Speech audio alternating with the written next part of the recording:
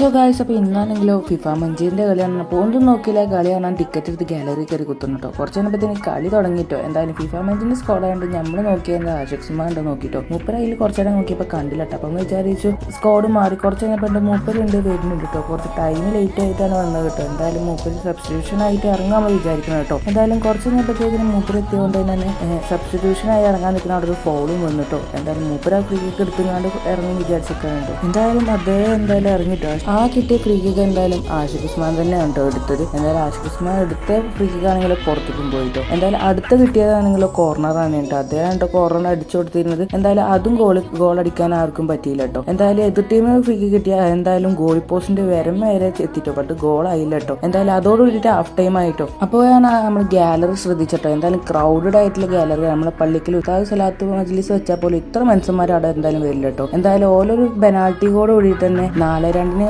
എന്തായാലും ഫിഫ മഞ്ചീർ തോൽക്കാണ് ചെയ്തത്. അപ്പോൾ ഫോളോ ചെയ്തോ. എന്നാൽ ശരി എന്നാൽ.